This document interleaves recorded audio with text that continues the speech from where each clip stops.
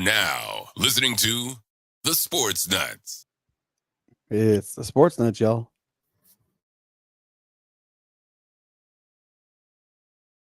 Monday through Friday, 5 to 7 p.m. Buy one, get one 50% off drinks. Tequila's Grill Mexican restaurant has homemade salsa bars.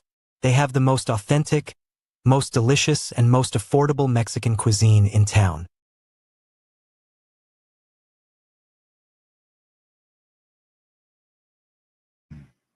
Hey guys, welcome to the Sportz Nutz. Yes, this is episode 91.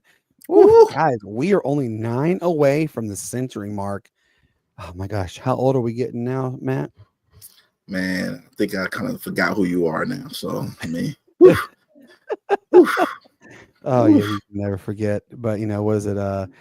Guys, we've had a fantastic run so far, ladies and gentlemen. Yes, it is Friday. We made it to Friday. Y'all cannot wait to get the show going. We have a great show lined up for you. But you know, let's give some introductions here, guys. This gentleman right here, Mr. Hank Russell. How you doing, man? Man, blessed and highly favored, I guess. You know, I can't imagine being otherwise. That's for sure. So look at Matt's eyes. What? Man, we hear some wandering voices there behind you, Matt. Yes. That's my daughter. She's here with me today. So, man, do you need the fly swatter or the newspaper? I mean, we can handle this right now. Not yet. We'll see. We'll see what we need.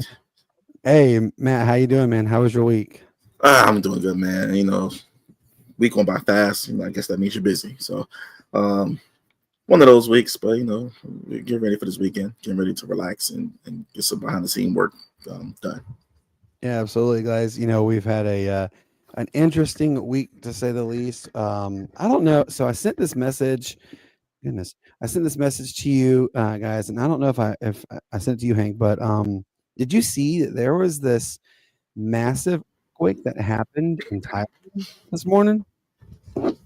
This massive what? Earthquake. It was a 7.7 earthquake in Thailand, dude. The video footage out of it is absolutely insane. Like, there's one of them. Matt's seen it too. I for those who are watching, go look it up right now. Just type in 7.7 earthquake Thailand. You will see, like, there's a building that has it's a high rise. There's a pool on top of this building, and it's sloshing the water. It's like a waterfall coming off the building, and all the windows are shattering from the water. It's so crazy. And then there's buildings that have collapsed, bridges that have collapsed. It's insane. It happened at 2 a.m. this morning. It was a 7.7 earthquake. Wow. Definitely, you know, keep everybody there in Thailand in your thoughts and prayers. Absolutely. Right. And this was in Thailand, right? So, I'm trying to think. Let me. So it's kind of a small country, so you know. Here we go. There's a name begins with it. Myanmar and Thailand. There's 2 areas that happened. So yeah, it was a 7.7, and then there was a strong aftershock that happened.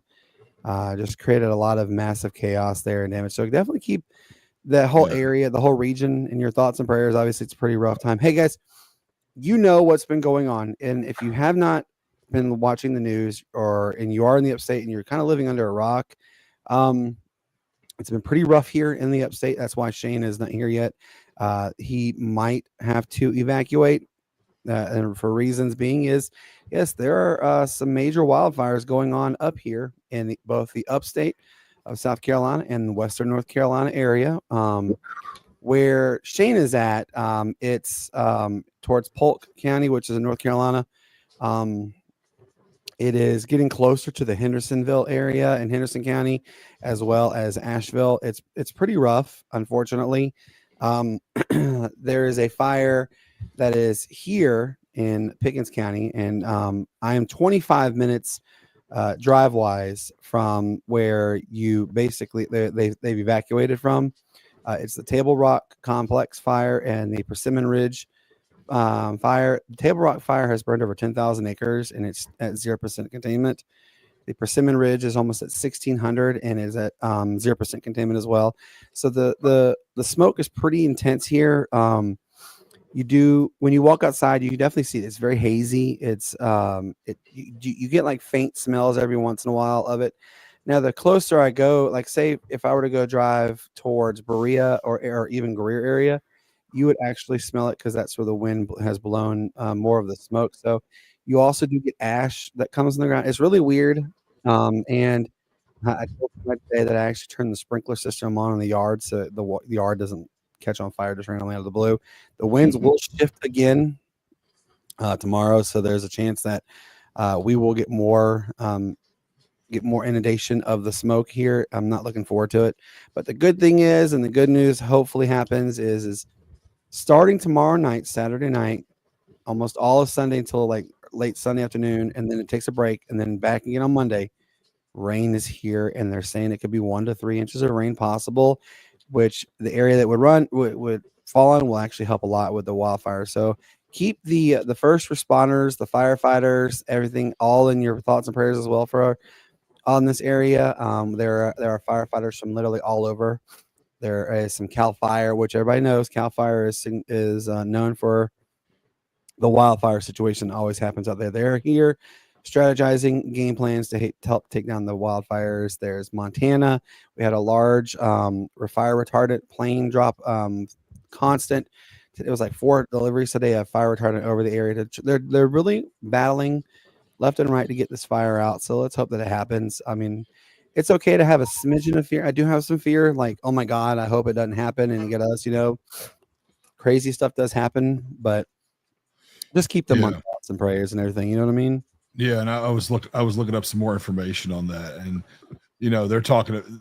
It looks like they're threatening to not allow the 4th of July to happen this year already if they don't contain this quick enough.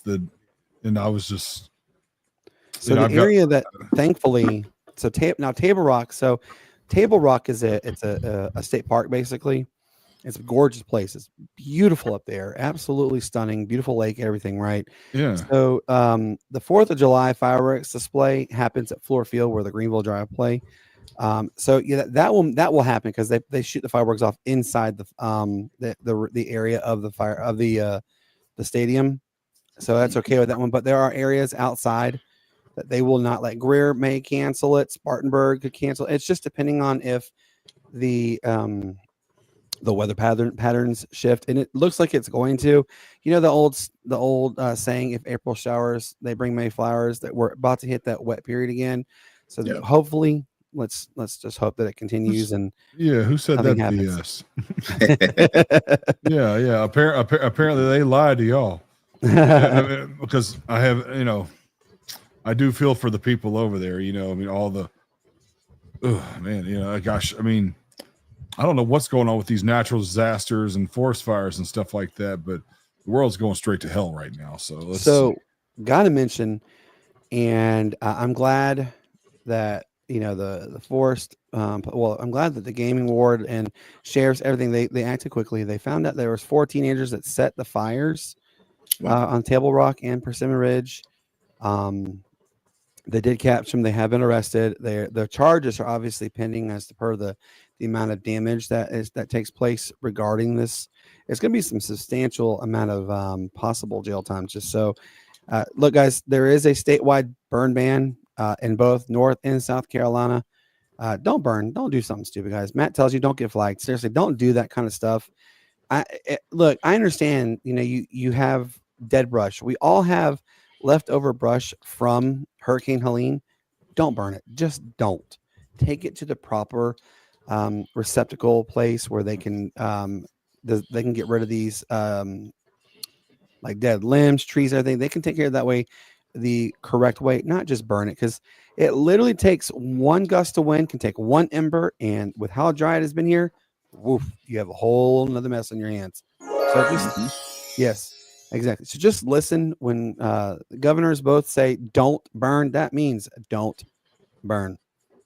Look, guys, let's talk about the show today. We have a really cool episode lined up for you guys. Like I said, it's episode 91. Which means we're only 9 away from our 100th episode, which May the 3rd, Saturday, May the 3rd from 6:30 p.m. to 9 p.m. That will be at Tequila's Grill in Easley. We will be having our 100th episode celebration. It's a big milestone indeed for the Sportz Nutz. You'll get to see all 4 of us. Yes, you'll get to see Hank, Shane, Matt, and myself. We're going to have a lot of fun. There's giveaways that are going to take place. There's discount cards. There's a whole lot of things that's going to happen that, I'm not going to go into because it's just too much to share, but we're going to have a lot of fun. We're going to have some merchandise to give away, that kind of stuff. Yeah. So definitely stay tuned. We're going to continue to give you more details about the show, that episode. It's going to be Saturday, May the 3rd from 6:30 p.m. to 9 p.m. We will get there a little earlier to set up. We have a lot of cool activities that are taking place. Yeah, they're getting there earlier. I'm not. I'm gonna be taking. I'm gonna be taking a nap. I'm gonna be avoiding these forest fires that apparently I'm walking into. Why the HE double hockey sticks did I buy a ticket to go down there? Hey, it's just so from what they say, wildfires are actually they're a true natural disaster. Obviously, it's understandable because weather plays a huge role in everything. But like I said, folks, don't play with fire. Don't burn stuff. Just stop. We're gonna have a good time down there. I mean, oh man, I'm really looking forward to this. So we're talking about so this is the place that we're going to. It's a Hispanic restaurant, right? Yep, it's a Mexican restaurant. It's one of Matt's absolute favorites. He will eat. Last time we were there, Matt had 3 plates. I had 2, almost 3. Well, technically 3 because I had the rest of Addison's meal. So Matt had 3. I had 3. Shane had 4 because Shane got 2 taken home. By the way, come on. I mean, you gotta have your nacho plate. You gotta have your quesadilla plate. And you got to have your regular taco plate. I mean, you're making it seem like I ate a whole lot. There, so man. Also, and I want to let you know, Hank, they have their homemade salsa bar, dude. This is like next level stuff. It's incredible. Oh my god, it's so good. I'm a picky eater, so we'll see what I can do there. I'm a simple guy. Like when I get a burger, I just put mustard, ketchup, and cheese only. When I get a grilled chicken quesadilla, I just put chicken and cheese on it. Put some Valentina on it. I'm good to go, man. I mean, this place is the bomb. Look, guys, here's our goal. Okay. The max capacity of tequilas is 85. Let's get them max capacity with a line at the door, get as many viewers as possible to tune in during the episode. We have done a lot of growth in the last 2 weeks with your help. Matt, I don't know if you saw 2 weeks, actually an episode ago, we were at 181. Today, as of 7:48 p.m. Eastern, we're at 213 subscribers on YouTube. We are growing rapidly. We thank you guys from the bottom of our hearts. Thank you for entrusting us, and we look forward to continuing to give you the best content. All right, so I was talking with Matt before we came on. A lot of stories have happened. Deion Sanders landed a $54 million extension with the Colorado Buffaloes. We'll talk a little bit about that one. This is a story that we'll touch close with Hank as well, is the Grizzlies. They have fired their head coach after 6 seasons. Taylor Jenkins. That's right. We will talk a little bit about that one as well. And then, guys, John Harbaugh, he has reached an extension through 2028 with the Baltimore Ravens. We'll talk a little bit about that. Is he the right fit for them? Do you think he's going to go anywhere else? We'll talk about that as well. And guys, this is actually pretty interesting story. Gary Danielson is officially hanging up his, I guess you could call it his jacket, his clipboard, his whatever, thinking cap for CBS. Remember, he is a longtime CBS sports analyst. He called for, back then it was the SEC on CBS. Now it's the Big Ten on CBS. This will be his 36th and final year, and then he is hanging it up. We'll talk a little bit about that as well because it's pretty. It's a lot of movement on that one. We'll talk some NCAA basketball. We're going to talk about some Major League Baseball. The best time of the year has officially started. Guys, the Sportz Nutz is also taking the next step. We'll talk a little bit more about that as well.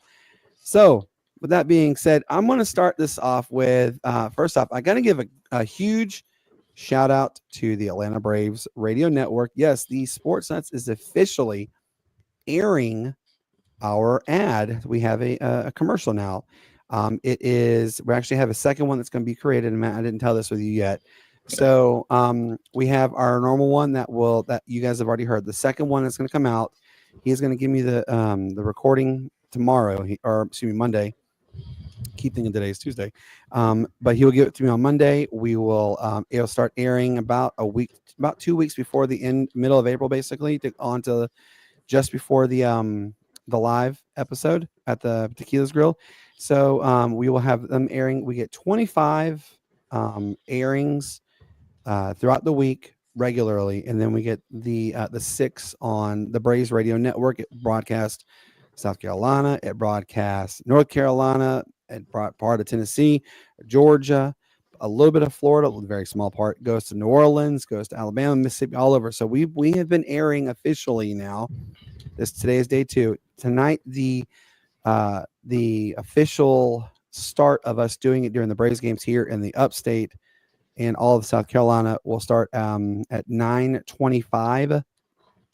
It will air during the Braves game. Remember, the Braves game tonight's at 9:40 because they're in San Diego, so that it'll go there. So yeah, we've officially started that. We're gonna be doing an ad soon with the Greenville Drive, which, by the way, we got to give a quick shout out to Dan Scott and his wife. She had a little bit of a medical emergency while they were in Cincinnati for opening weekend. So just keep them. Yeah, his wife unfortunately had some issues happen with her kidneys. But shout out to Dan and his wife Angela. They're lovely people. Just keep them in your thoughts and prayers. But yeah, we're gonna have an ad airing soon with the Greenville Drive. Guys, we're rapidly growing. I'm excited about this, and I just wanted to let you guys know that it's coming. So if you guys want to hear tonight, WZLA Radio, which is based in Greenwood, South Carolina. And that's kind of where it starts, and then it spreads out. So I want you guys to get a chance to tune in there. You get to hear our ad. It's going to be on there. It's going to be playing literally every Braves game, 6 times a game. Cannot wait for it. So just really excited about that one. All right, so man, I'm going to ask you this, okay? Is Deion Sanders? Do you think he is going to go down as like the GOAT for Colorado Buffalo football, or he's just another stone in the water for them? Obviously, man, you can't take what he's done and just sweep it under the rug. And when I say that, I mean as far as turning that program around into a program that's now expected to win with the recruits that they have coming in and with the media coverage that they get. You and with the amount of money that he's getting now, you're gonna constantly expect his teams to stay ranked. So yeah, man, will he go down as the best coach? We'll see what happens, man. I think for right now he's trending in the right direction. People just need to look past the prime part and just start looking at the coaching part and looking at what he's done as a coach. Yeah, but I think he's trending in the right direction. My concern on this though, I think they jumped too quick. Give it another year, because why am I saying that? His sons are not there. Travis Hunter is not there next year. Who's to sit there and say they don't take a major step back? No. There's that possibility that could happen. What do you think, Hank? Do you think that Colorado jumped too quick? Should they have waited one more year to see if they would give him the 5-year, $54 million deal, or what? You know what? I'm 50-50 on this one, because number one, he's done a good job. He's made it popular again. You're paid based upon what value you bring to the team. And the thing about it is that I'm trying to think how to explain it. Who that is not a complete freaking loser nerd knew anything about Colorado football before Deion? I'll wait. I knew a little, and that was because ESPN did a 30 for 30 on them. Do you remember that, Matt? I do remember that. Yeah, it was like their 94 season. It was like this player. I'm drawing a blank, Matt. You might have to help me. I'm drawing a blank on this player, and he was the quarterback. Unfortunately, I think he passed away. But it was like the last 94 was the last time they were actually like truly relevant, and that's the only thing I can remember. I don't know I can't sit there and tell you who all the players were on their teams, that kind of stuff. I can't really tell you much about them, because you're right. If you sat there and you put a room of people in there and asked them that same question you just asked, who can tell you about Colorado, you're maybe going to get one, if two at most. So you're right on that part. But that's right. Dadgum, Matt. See if you can find out. Let me know what was the story the 30 for 30 was. I think it was And let me Bill know. McCartney or something. Right, like that. right. But you know, and you're kind of, like I said, you're kind of proving my point with all due respect to the nerdy thing. But the thing about it is that, you know, that's what he did. He brought value to it. I mean, I've seen a lot of dudes out there wearing Colorado black all of a sudden. You know, I mean, where did this come from? And that's my good side. That's why I say yes, he does deserve it. Now, does he deserve? Now, my other 50%? No, it's 2 seasons. $54 million? Come on, man. That's for somebody. I don't even know if Saban ever got paid that, did he? I mean, what's the amount? What's the amount of years that he got the contract for? 5 year. It's a 5 year, $54 million deal. It's like $10 million. Now his buyout is ridiculous. It's like it starts out at 12 million and it goes up from there. It's really, it's like insane the buyout. But you know, and Matt, you know this answer too as well. College coaches, their buyouts are absolutely like bonkers. I mean, think about this. I want, and we're gonna go off topic real quick. Name one coach who has not banked on their buyout. And I can tell you, there's one coach in particular who has double banked on his buyout. And Matt, you know who that is right away, don't you? Who'd that be? That'd be Jimbo Fisher. Of course. Texas A&M.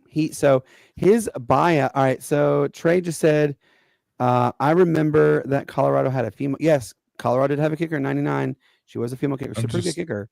Yeah. But you know. But again, though, but look at okay, let's look here. Say there's 4 of us right here, right now, including Trey. Okay. One person. So you're right. You hit the nail on the head, Hank. So Jimbo Fisher, guys, he's getting paid like $76 million to sit on his backside, right? And here's the crazy. This is how smart Jimbo Fisher was.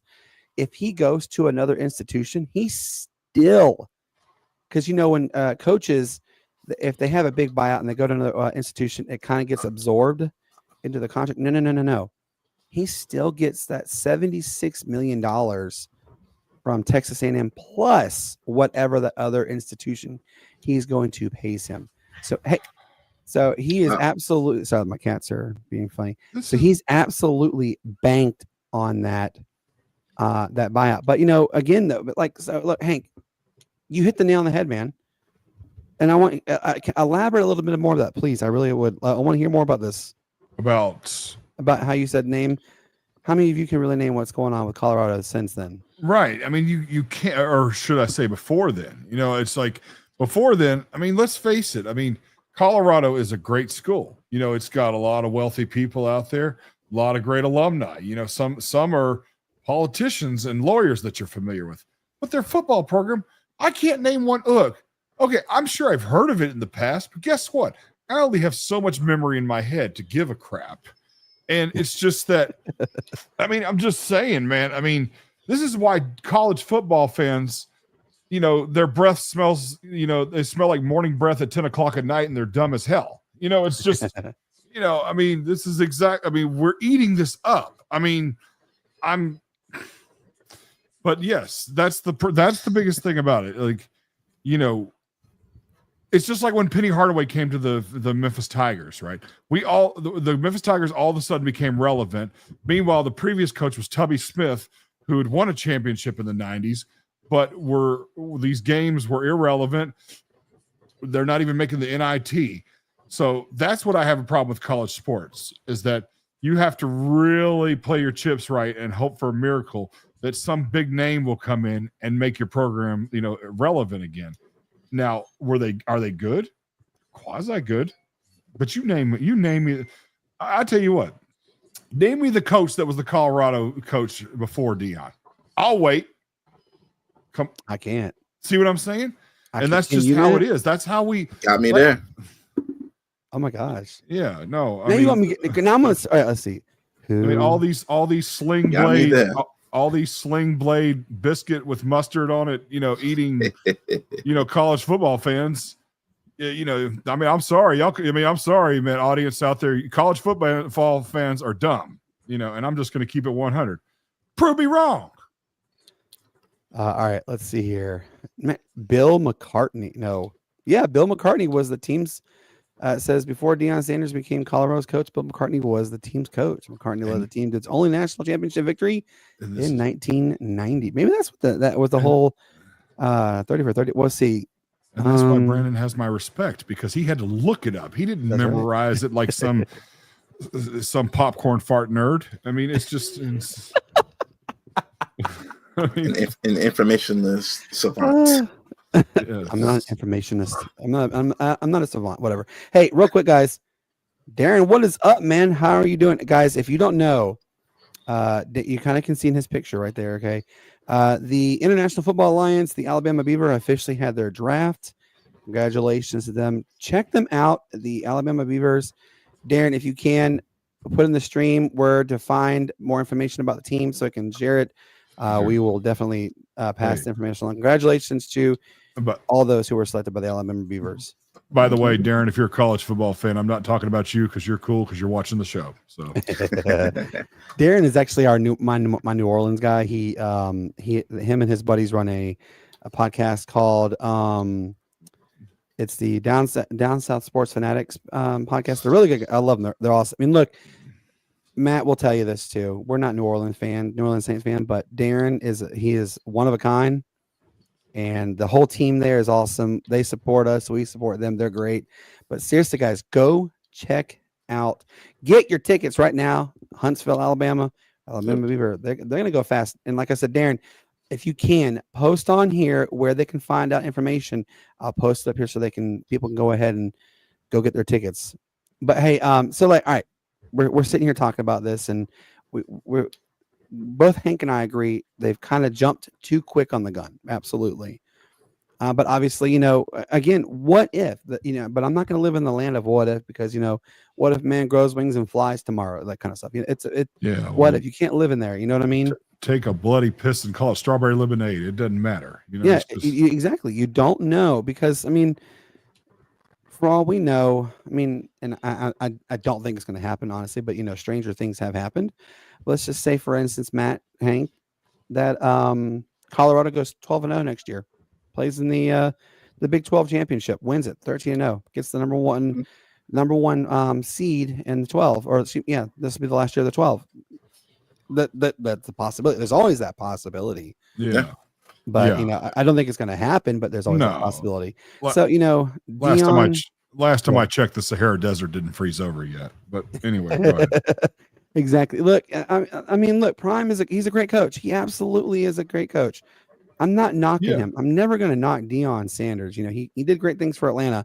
And by the way, folks, despite what you believe or what he says, Deion did not build the Georgia Dome. Yeah, he facilitated great defense in there, but he did not build it.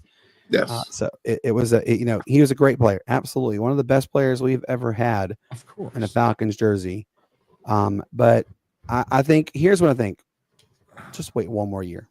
Colorado. And by the way, folks, I don't know if you knew this, guys. Also, when Deion Sanders got his contract to coach at Colorado, they didn't even have the money for the length of his contract his current contract. They were winging it and hoping and praying they were going to get donations, they were going to get boosters, NILs. They were hoping they were going to get everything. I kid you not, he almost did not have money for his contract. So, and here's the website again, folks. I will post this for you guys to check out the Alabama Beaver. Darren's a great guy. Absolutely. I think he's the defensive coordinator. Him and our good friend Shane Anderson, which we have a great short. Go check it out on our YouTube page. With Shane Anderson came on and Matt played it just right with the iPhone, kind of blinked out. It was really cool. Absolutely awesome. So yeah, but all right, let's go to the next topic. Okay. And I want to hear Hank's, I really want to hear Hank's 2 cents on this one. And then I want to hear Matt, because, Matt even said, this is one of the, he is one of the winningest coaches. But Hank, I messaged you earlier and I said that the Grizzlies fired Taylor Jenkins, and you said it was about time. Can you kind of elaborate why you said it was about time that they let him go? Well, I've watched almost every game except for when I'm with you two, Amres. But the thing about it is that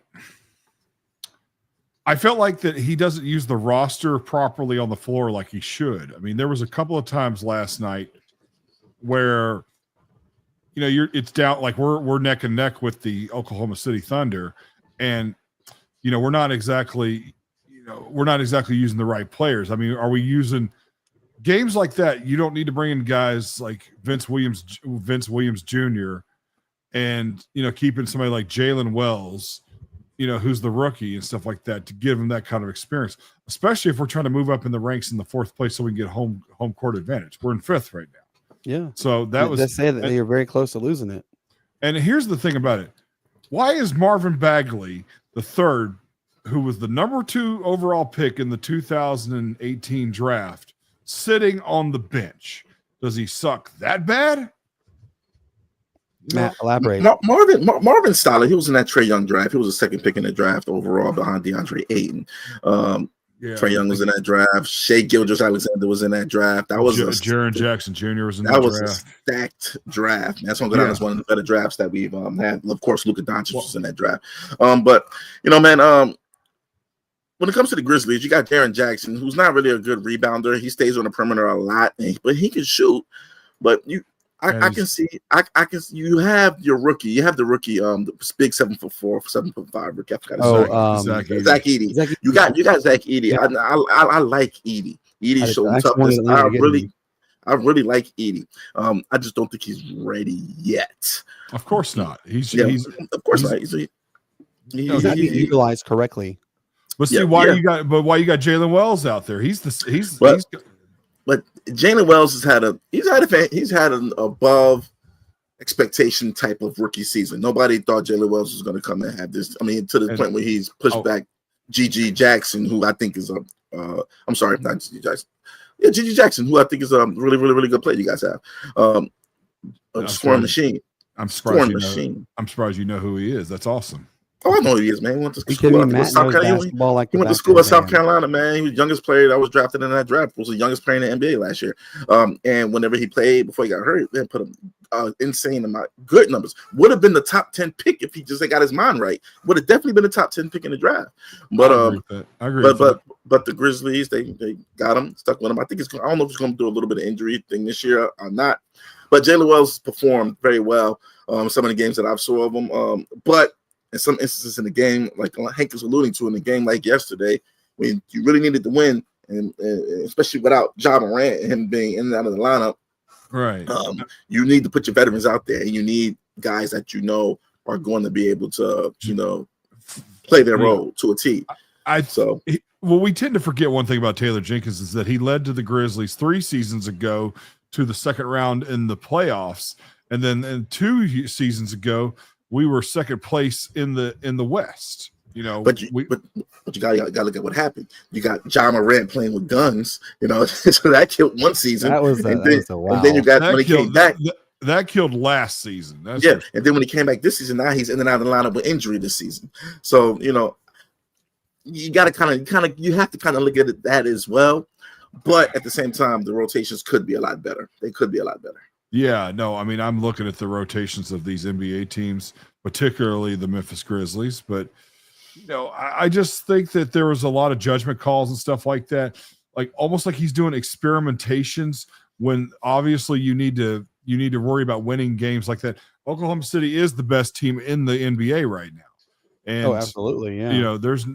I'll even put them above the Cleveland Cavaliers. Cavaliers may have a better record to the best of my knowledge, but it doesn't mean they're the best team. You're right. That's absolutely right. They're not just. And Matt, what year was it the Atlanta Hawks went? They won like 60 some odd games. What year was it? I can't remember. That was the year. Was that 2017, 2016, something around there? Yeah.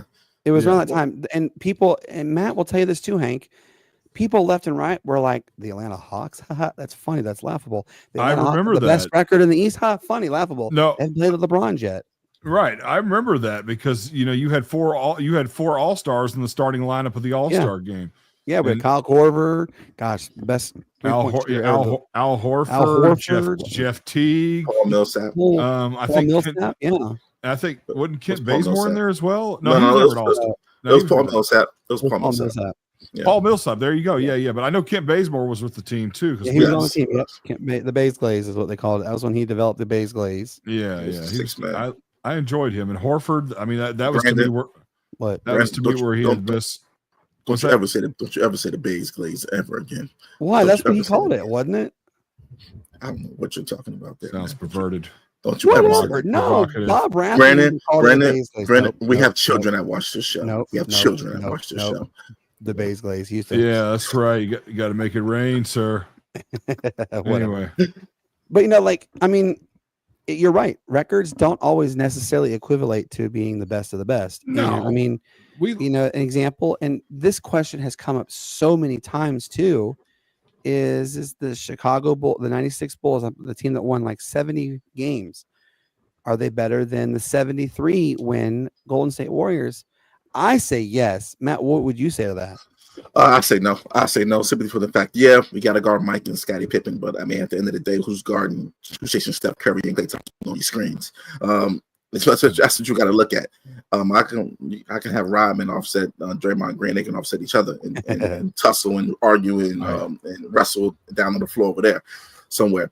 Luke Longley. I mean, what is he going to do against? Who was it? Andrew Bogut at that time? I mean, yeah. What would you choose though? Would you? So I'll go with Golden State. I'm going to Golden You State. go with Golden State. What about you, Hank? Would you go with Golden State or would you go with the Bulls? I would Keeping them on the record. Kevin Durant. I mean, come on. Yeah. No, I mean, look, I think that there would be, I think it'd be a lot more running. I think it'd be running versus grit sort of thing. And it's a tougher decision. I just don't, it's a tough one because, out of the core four, you got three of them that can take punishment or they can't take punishment. And then you got one of the craziest ones in history. So, and meanwhile, you had three guys on the team that were tough as nails. Longley, he was tough and he wasn't a very well-known center. But then you got like John Sally on the team who was you got John Sally who was during the roughest team in NBA history. Rodman's on there, toughest NBA in history. And then you got Pippen and Jordan. They took the receiving end. I think that grit might actually beat skill. The problem is that you'd have to just imagine if like the rules were if the rules are today's rules or the ones that when they won, what was it, 8 years ago or something like that, then yeah, it goes to the Golden State Warriors. If it goes to the rules of the 1980s and 90s, all day Bulls. The Bulls. Yeah. Let me give you guys a little brief history. Shaq's LSU teammate, his name was Chris Jackson. Drafted into the league, went to the Denver Nuggets, became a Muslim, changed his name to Muhammad Abdul-Rauf. One of the greatest shooters that you will ever see. He had this game against the Chicago Bulls where he just was pulling up on Jordan, Pippen. They couldn't do a thing with him. You can look this up. You can look up the game on. He got blackballed from the league for not saluting the flag and for I saw the documentary on that. Yeah. People forget he was Shaq's teammate in college, and Shaq could tell you that's one of the best players he ever played with. That Shaq said that's the only person he ever deferred to was Chris Jackson. Well, again, changed the name of Muhammad Abdul-Rauf. But just to get to my point here, Michael Jordan and Scottie Pippen couldn't do a thing with him. They could not stop him behind the back, pull up threes, mid-range shot was fantastic. They couldn't do a thing with him. They couldn't do a thing against that prototype. When Grant Hill came in the league, Grant, and I heard Gilbert Arenas say this, Grant Hill, first guy really to go right to left. They couldn't do a thing with Grant Hill when he came into this league. This guy, little Steph named Steph Curry, I'm sorry, guys. I think Steph would boogie all over those guys, and I think he would do it very easily. I mean, the Bulls point guards would, Ron Harper, Steve Kerr. You know what? And to kind of like sort of agree with you on that, people forget one thing about Stephen Curry. He's not only one of the greatest shooter of all time, he's one of the greatest ball handlers of all time. There you go. Yes. And and he definitely so many people were going to pass on him too. Do what? There were so many people that wanted to pass on him. Right. Yeah, but also don't get me twisted. Now, Jordan was Jordan. I mean, there's nobody's going to stop Michael Jordan. The Warriors have nobody who's going to stop Michael Jordan, But there's nobody on the Bulls that's going to stop Kevin Durant. There's nobody on the Bulls that's going to stop Steph Curry. And you can't leave Klay Thompson open. I mean, what are you going to do there? Yeah. So I'll take the Warriors in that regard. But the Bulls are no slouch. The one thing that you keep forgetting about, and most people do, is that Scottie Pippen is the top 25 player of all time. Okay, now Kevin Durant and Stephen Curry are way higher ranked above him as far as skill set and actually like productivity and stuff like that. but that's saying that there's no slouch in it. Dennis Rodman, greatest defensive player of all time, or excuse me, defensive player of the year in the late 80s, and I think he got one in the early 90s too, right? If I'm not mistaken. He did. You know, you're talking about a guy who could really play with your mind before you even went on the court. I mean, he was a great player at creating disruption. Absolutely. And that's what I'm getting at. It's skill versus will. So let me reverse this on you then, okay? Both of you guys. Okay. Prime Steph, prime KD, flipping and going into the 90s and playing against the same style of play that we grew up in seeing, you know, the roughnecker, the kick each other in the face and not really go foul, that kind of stuff. Could prime Steph and prime KD hang with the NBA of the late 80s and early 90s? No, of course not. I don't know. I got to disagree here. If Steph Curry's dad could be a serviceable shooter in the league and do his thing, but being just a shooter, first of all, if Steph was in the league at that time, he'll be the best ball handler in the league. He'll be the best shooter in the league. I don't see nobody. Think Isaiah Thomas couldn't shut him down? Yeah. No. I'm sorry, guys. We're talking. You guys see the shots he'd be throwing up. He's throwing up. Could he still be doing those same shots in the 90s though? He's doing it now against better athletes. He's doing it now against guys who are more athletic, bigger, faster, and stronger.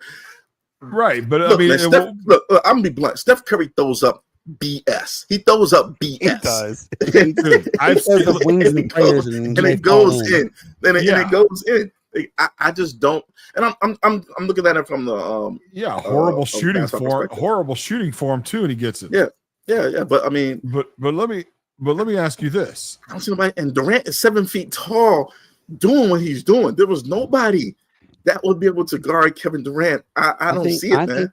If I had, I'm gonna disagree on that one too, man. In the 90s, maybe David Robinson could. But nobody's seen that. Nobody in the 90s has seen a 7 foot guy who can handle like a guard better than more.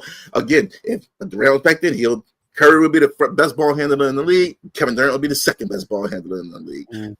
Kevin Durant can create his own shot now against bigger, faster, stronger athletes. I don't see nobody that's doing it. And they play a lot of zone back then too, man. Them guys would eat that zone up. Yeah, they Kevin, if it wasn't for Kevin Durant's weaker defense, Kevin Durant would be easily a top 10 guy already. Yeah, but even then, Kevin Durant was, when Kevin Durant went to the Warriors, great coaching plays.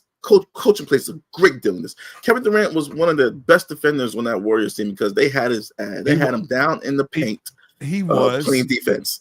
And I had season tickets to the Grizzlies for years, and I keep thinking about his years with the Warriors. So I will stand corrected on that one, especially when they won the two championships. All right, I'm gonna have to interject.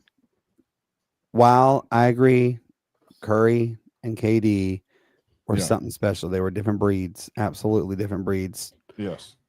Now look, I'm not saying they couldn't play in the nights. They absolutely could. However, I don't think Steph would be putting up his ridiculous, numbers and stats that he's doing now in the 90s. I don't think now Kevin Durant, it may be a little different, but I don't see him putting up the same numbers, the same stats, the same everything's that he does now in the 90s, because it was just a completely different era of basketball.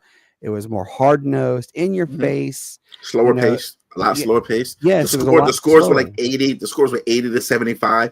I get it. Absolutely. And then if you look and look, our good friend Dustin from Tire Sports, I even said this to him too, right?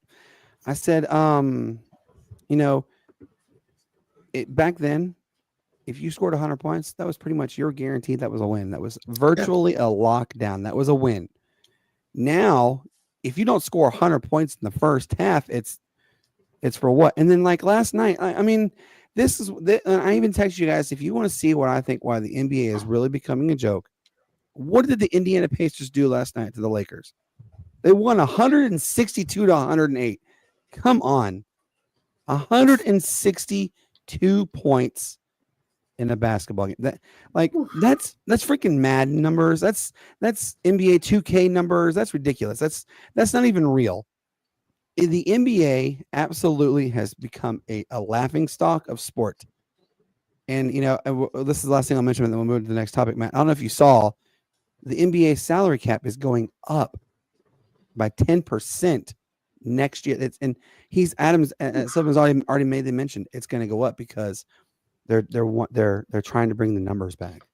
So we're going to pay more players. Like, no, and I don't understand how the NBA has become what it has become. I miss going to a game, and I'm biting my nails. I'm in and out of the seat as fast as I can, cheering and screaming and hollering, whatever, right? And here we're coming to 2.5 minutes left in the game. And, you hear the defense chant coming out from Ryan Cameron and whatever else. You hear it like constantly coming out, and the fans are defense, like going crazy, right?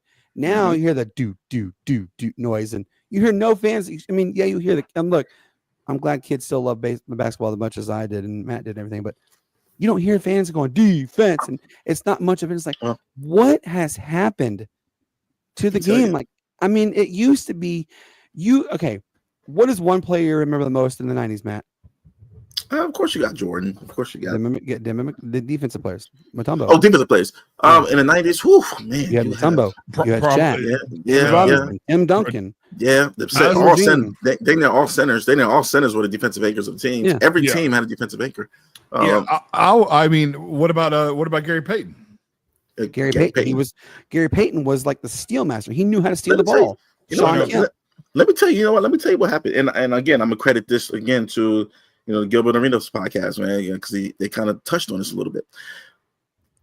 What happened? It's easy to tell you what happened to the game.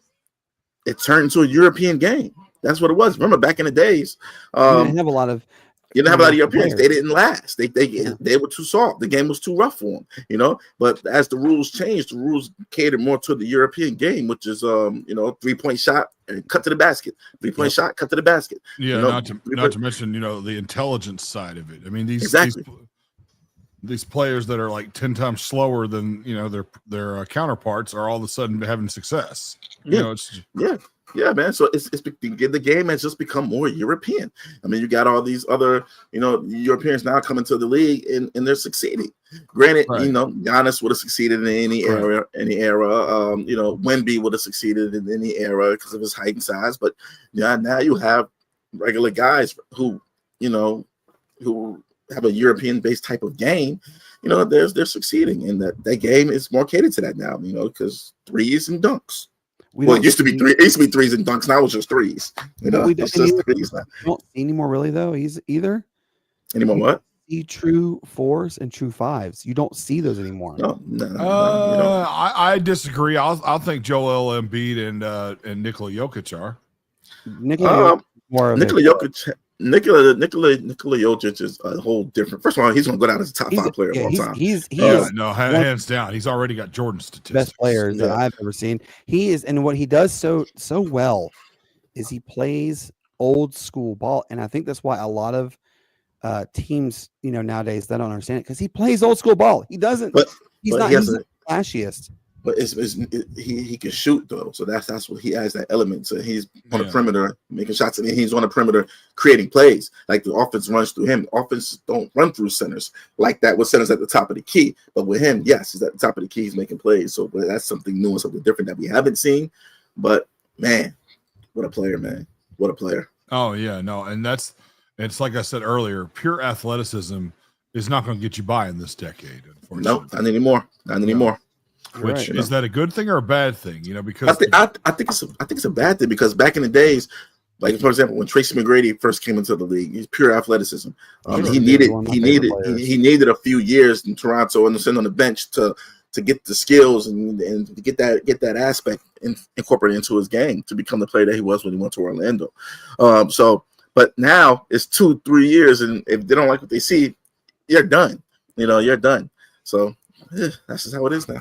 Yeah, no, I miss the days when it was worthy of watching back. Like, I mean, you have to remember this too, Matt. Like, Fox Sports Southeast was coming on, or wherever Atlanta Hawks played on. You knew it was coming on, and it was oh my God, this is it. I'm excited to get to watch Steve Smith, Mookie Blaylock, Spud Webb, Dominique Wilkins, all of them play in the Dikembe Mutombo, even Christian Laettner. I mean, that was quality basketball. Now it's it's rather disappointing, and I hope that we see some improvement. I really do. I don't think we will see the improvement that we're used to seeing. I think we will see some, but I don't know.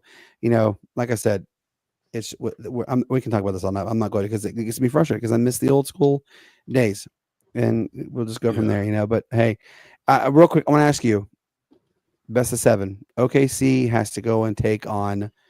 I just drew a blank. What the heck am I talking about here? Why did I draw a blank? Oklahoma City takes on Cleveland. Who wins? I'm going to start with you, Matt. Who wins in 7? I'm gonna go with because Cleveland has they have the bigs to take care of OKC. They have the bigs, and that'll be a good one. But I'm gonna go with OKC here with this one because you have Shai Gilgeous-Alexander, and it also depends. It depends if Chet Holmgren is OKC in 6. What? All right, Hank. OKC or Cleveland, and how many games in the best of 7 series? I'm going OKC. I might be being a little too analytical, but I'm going to say 5 games. And oh wow, I'm going to say 5 games because who's got home court advantage? I would say OKC does, just because they're the best record in the entire league. I'm going to say 5 still.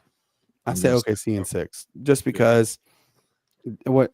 Oh, Cleveland only had this is Donovan Mitchell, right? But let me get them. No, they have Darius Garland too. Then they have Evan Mobley, who's giving them 20 and 10 this year. Then they got big. We call him Goofy, the big other center, Jared Allen, who double machine. I will say this though, I don't think either one of those teams are winning the championship this year. No, I don't think they have enough experience like that, man. I just don't see it. I agree. But I do see Oklahoma City going to the finals. I can see them in the finals. I don't see them beating the Lakers. I do not see them beating the Lakers. I don't see them. I reserve the right to change my mind. If you sit there and you say Bronny James, stop. I'm going to say into the NBA finals. I'm gonna say Luka. I'm gonna say Luka Doncic. I'm gonna say Luka Doncic, who's finally getting his groove back, and then you got LeBron giving you 27, 7 and 7. I mean, I don't know, man. I don't know. It's gonna be the West is definitely gonna be interesting. And don't forget the Rockets are 2 seed in the West. Don't forget that either. And I kind of like the Rockets a little bit more than I like OKC, depending on if Jalen Green can take that next leap. But hey, man, OKC, heck of a team, heck of a year, man. Heck of a year. I just don't see them winning this shit. All right. Baltimore Ravens. They're in the news. Not because of another massage therapy scandal with Justin Tucker. Oh, man, I was trying to find that. I like how that one gets I like how that one gets swept under the rug, but the whole Deshaun Watson thing was the whole summer. Yes. So John Harbaugh signs an extension with the Ravens till 2028. Is 28 his last year general coaching or what? What do you think, Matt? I don't think so. I think he's going to coach. Harbaugh is 185 and 115 over 17 years with the Ravens, by the way. Yeah, man. That's crazy. 17 years already? Yeah. He's going in his 18th year. He's tied with Mike Tomlin, by the way. Yeah. For most consecutive years coaching. I didn't know he was that far. And it was that far along. Well deserved, man. Well deserved. One of the greater coaches in the league right now. Believed in Lamar, turned Lamar into an MVP candidate. Although it was mainly Lamar doing it, but his coaching, of course, was needed. But I don't know, man. I think he has a lot more left in the tank. But I do think he won't retire until he wins another ring. Hank, what do you think? I'm sorry, I was looking up some information on what was the question? Is John Harbaugh? So John Harbaugh is extended with the Ravens till 2028. Does he hang his whistle up after 28, or does he go continue coaching a little bit longer? He's been with the same team going on 18 years. He's tied with Mike Tomlin for most consecutive years coaching. He's like the most active coach. No, is this 28 in his tenure, or do you think he'll sign another extension with Ravens? I think he'll sign until Lamar Jackson leaves him. I think that's his project. I think that there is no reason that he would leave this young man in the middle of his career. I really don't. I think that the pet project, so to speak, is what we're having to look. And I know that's kind of maybe an unusual way of putting it, but I see it as kind of a Popovich type relationship, between Popovich and, the core 3 or 4 or however many guys there were. So I think when Lamar Jackson leaves, or if he leaves around that time and gets traded or something like that, he's going to get out. I like it. All right, guys. So baseball season has officially started. Yes. Oh, so excited. It's finally officially started. It has. Of course, Matt, Hank, we saw this has been becoming a reoccurring thing. Look, Alex Anthopoulos has done a great thing for Atlanta Braves. He absolutely has done think about it. It had been before 2021 came. The Braves hadn't won the World Series since 95. They hadn't been in the World Series since 99. He got them there, and they won in 21. They have the second highest favorite odds to win the World Series again this year, behind, of course, the Dodgers. They buy everybody. We all know that. And the Dodgers are the Dodgers. It is that's, if you can't beat them, just buy them. That's all it is. That's their motto. But last night, Chris Sale, you could tell Chris Sale had a little rust, but he did pretty good for overall performance, I believe. But what, Matt, I'm going to, this answer. I know you're going to say it right away. What has hurt Atlanta year in and year out? What has always been the Achilles heel for the Atlanta Braves? Ronald Acuna getting hurt. It'd be the bullpen. Also, Ronald Acuna getting hurt, man. The Ronald Acuna hurt. The bullpen. Yes, absolutely. The bullpen, man. Pitching. Okay, and I want to ask you this. If you guys saw this too. Alex Anthopoulos, he's so quiet. He won't tell anybody anything, right? So you see all these transactions made. Braves sign a player, right? Great job. No, guess what they were doing? No, they were signing a minor league contract. I can tell you what, the Rome Emperors, they're stacked. The Gwinnett Stripers, they're stacked. The Columbus Clingstones, they better be stacked, because there are so many minor league contracts signed by great players. It's quote great players. It's ridiculous. But what is Alex doing? I don't know. He's got to get his ish together, because think about it. You still have 161 regular season games to go, but dadgum, if this is going to be a repeat of what happened last year, his seat's going to be mighty toasty towards the second half of the season. If you know what I mean. That little hot seat's going to start going crazy with him, because he did not do anything with the bullpen. Look, Profar is a great addition to the Atlanta Braves, but dadgum, get some serious arm talent, because we need this championship. And ESPN, and this is what I meant. So in 2021, they were high on him. This was it. This was the team. They were so surprised because of what they did. They overcame so much. They took the Mets down to the final 8 days of the regular season, and they win the division. They win all the way to the World Series. They handled the Dodgers in 6 in the NLCS. They win the World Series absolutely over against the Astros. It was pandemonium. Alex Anthopoulos, he's living in the past. Let it go. Move on. You don't need to have everybody back from the 2021 season. This is 2025. Everybody changes a year in and year out. So it's a big headache. Hey, real quick, I know we're running close on time. Just want to run over a couple things with everybody. We're gonna have a kind of a shortened episode. The March Madness, Matt. The Elite Eight is starting to take place. Biggest surprise last night. Honestly, to me, Texas Tech storming back, going into overtime and winning. What was your biggest shocker moment so far for the Sweet 16 going to the Elite Eight? It had to be that one as well. Duke came out there and did what they needed to do. Cooper Flag looked amazing. Every bit of number one pick in the draft. He's definitely number one. And without hesitation, without question. everything kind of went according to plan. But yeah, Texas Tech coming back, man. And then just the way that Arkansas lost. Ugh. I don't know if some of those players can. Yeah, I don't know if some of those players are going to be able to bounce back from that. So we'll see what happens. What about you, Hank? What was your biggest shock of the night for the start of the Sweet 16?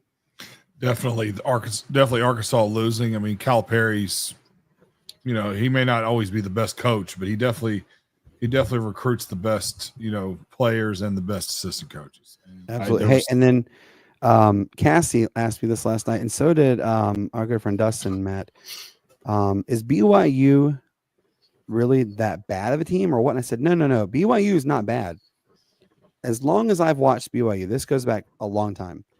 They're really good at getting hot on threes. They are like Red October with how hot it gets on their 3-pointers. They're just like Creighton. They can light it up in a second. But Matt, you know this. I know this. I mean, heck, I'm pretty sure everybody in the whole daggone world knows this. When BYU gets down by 10, what happens? They can never, for whatever reason, they cannot get back into a match with whoever. And it happened last night. I don't know if you guys saw this last night. It was Alabama shoots 3, BYU shoots a 3. BYU shoots another 3, Alabama shot 3. And then BYU hits like 4 threes in a row. Alabama hits 5, then 6 in a row. Yeah. And it was crazy. It was 3 after 3 after 3. And Cassie goes, are they really? Is Alabama that good? Alabama is a good team. I'm not discrediting them. Look, I'm from Alabama, and I'm not saying anything bad about them. But BYU is just something different about BYU and their 3-pointers. I don't know, Matt, if it's something that's in the water in Utah or what. But, I mean, those 3-pointers, there's something. You know what I mean? Yeah, man, they changed the game. They will change a game in a heartbeat, man. So, oof. It was dig it. What? No, I said dig it. It was a sight to be held last night. Congratulations to everybody. And look, I believe the you're up until I think it's the elite, officially the full Elite 8. You are allowed to get your free package of Orida curly fries because the BYU's player, part of his NIL deal was every time they won, the entire nation got free fries. Wow. So go take advantage of that one. It's Orida fries. I think you have until the end of tonight, I think, to go get your bag of free fries per them. I think if you ordered on, I don't know. The whole story about it's crazy. From where? It's Orida fries. It was the main score for BYU. Part of his NIL deal was every time the BYU won in the postseason in the tournament, America got a free bag of fries. So what? I'll have to send you the article. It's really crazy. So, guys, look, we've had a really good episode tonight. Reason why Shane did not come, unfortunately, it does look like the area that he's in will be evacuated. Well, that sucks. The fire, he did text and said that he's in they're having to watch. Guys, I promise you, we're not yanking your chain. It's very fluid. Like what's going to happen up here is still to be determined. So, that's why Shane did not join us. We're okay. And that's why I don't give a rat's rear whether he's here or not. Because I mean, is he safe? That's all that matters. Yeah. I said, I told him, if they tell you to evacuate, listen, don't stay. It's not worth it. Stuff can be replaced. You can't be replaced. Exactly. Be replaced. This is sports. This is sports. This is a form of entertainment, folks. We're not changing the world. Exactly. Real quick, shout out to Gary Danielson again, folks. If you didn't hear at the beginning of the show, longtime CBS color analyst, called for both SEC on CBS and now the Big Ten on CBS. This will be his 36th and final season ever on television. Shout out to Gary Danielson. Indeed, we have enjoyed his time. All right, guys, we've had a fantastic show. We will be back with you on Tuesday, April 1st. Yes, it's April Fool's Day. We're not pulling a joke on you. We will be back here at 7:30 on Tuesday. You will get to see myself, Hank, Matt, and hopefully Shane. Hopefully we're not evacuated. Gosh, I'm scared to death that happens to me, but we'll cross that bridge when it happens. Guys, for our good friend Shane, as you know, he always tells you, catch you on the flip side, and peace, love, and bacon grease. Hank, what do you tell the lovely people? I have nothing clever to say tonight. That's why you say the same thing every night, man. And it just makes it easy. That's right. Well, I always have on my show. I have a excellent introduction, just not a good closer. Oh, good. I can't wait to be on your show to see that thing.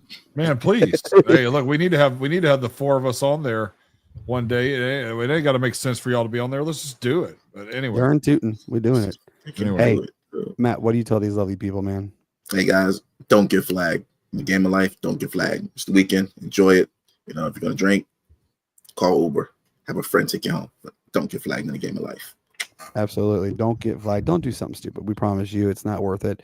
Look, guys, again, tonight, I know it's going to be, it's a little late right now, but starting at 9:28, WZLA Radio, based in Greenwood, South Carolina, will be the first to air it officially during the Braves game for the upstate of South Carolina. Just tell Alexa device to play WZLA Radio. It'll pull it up 92.9. The Sportz Nutz commercials will start airing at 9:28. We will have 6 throughout the entire game. Check us out. Have fun doing it and as well. Have a great weekend. Thank you guys so much for tuning in. We really appreciate all those who interacted, who tuned in with us. As I always tell you, peace up. A-Town down. Why? It's the greatest sports city there ever was. Hey, Braves, let's do our thing and let's go back to 500 and beat the dads tonight. Go Braves. Have a wonderful evening. We'll see you guys on Tuesday. Until then, as Matt says, don't get flagged. Good night and enjoy the outro.